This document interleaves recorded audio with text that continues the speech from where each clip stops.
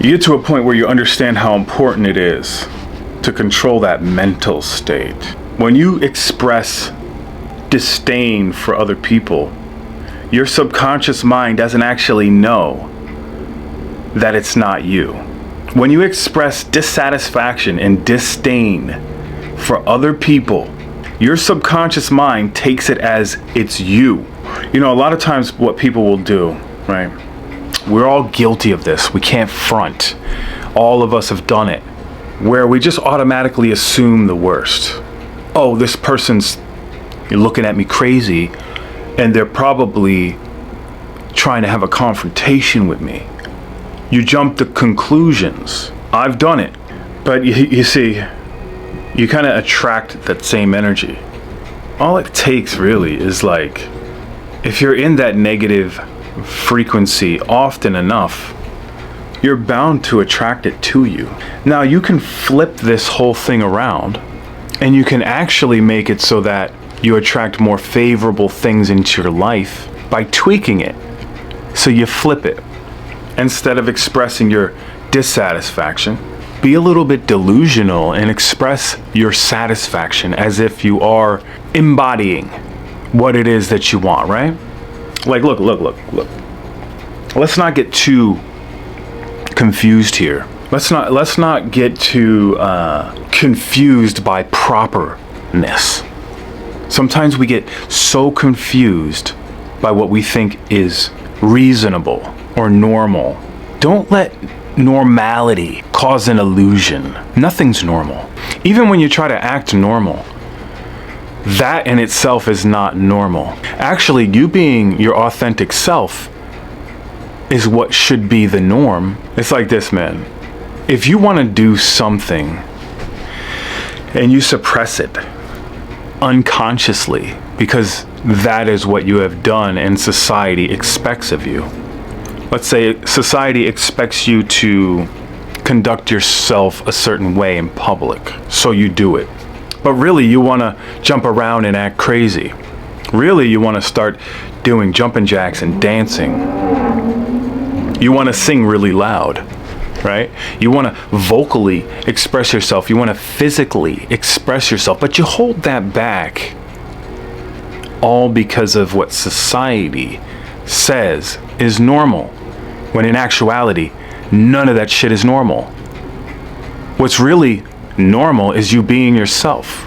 But we're not being ourselves. That's why when we see somebody actually embodying and being themselves, regardless of what anybody thinks, we can't help but be attracted to that.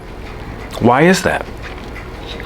Because there's a repressed part of ourself that admires that. We want to be that. We want to do it too. Now, when it comes to trying to be perfect, and when it comes to expressing repressed emotions, if we do it in a negative way, because whenever we express any kind of emotion, whether it be negative or positive, it is a cathartic release.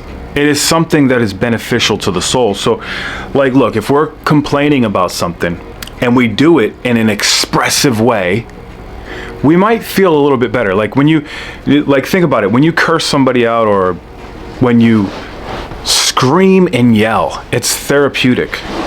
You end up feeling better. But if you do it in the negative form, cursing up a storm, you're thinking of all kinds of derogatory or hurtful things to say, you're embracing the negative factor. And when you embrace the negative factor, it comes right back to you. So you temporarily feel good from the verbal expression or the vocal expression, the physical, you temporarily will feel good from that. But the negative words that you uttered are going to creep back inside to infect your mind. So instead of expressing anger in the negative, we need to keep that same level of energy as when we were mad, but frame it in a positive way. So what you do is you think of the things, the top 3 things that make you happy, and you scream and yell those things. And you say it as if it's an affirmation in the present tense. I'm rich. I live in the tropics. I'm eating 5-star dinners, and I'm eating Chilean sea bass with salmon roe sprinkled on the top with roasted asparagus and broccoli raw, with the finest olive oil drizzled on top. You get creative with it. Whatever it is for you. You don't have to take the things that I say. You can just create your own. Whatever it is for you that brings ultimate joy in your life. I'm driving a Cayenne Porsche right now. And you know, some people may say, but you say it as if you're really putting it out there. You don't say it at a low tone like I am right now, because I'm trying not to wake up the neighbors, but you say it loud, as if you're angry. If you're sitting there and you're thinking, oh, that's crazy, that's outrageous, blah, blah, blah. You're just an ordinary folk, okay? You're just too ordinary for this. It's not for you. It's for the uncommon person. It's for the extraordinary. There's no room to be ordinary. If you want to be ordinary, you can just complain about your job until you're 65. I'm talking to the extraordinary people. And you know what? All of us are extraordinary in our own way, but some of us have repressed it for so long that we say, oh, no, those types of things are crazy. It's crazy to express yourself in such a way that is too out there. It's just too out there, huh? It's just too crazy to do that. It's too crazy to embrace your inner child. Why is it so crazy to do it in a positive light? But if you were to express yourself in an angry manner and taking jabs and jousting with people in a negative way, oh, that's normal. It's normal to be so negative, right?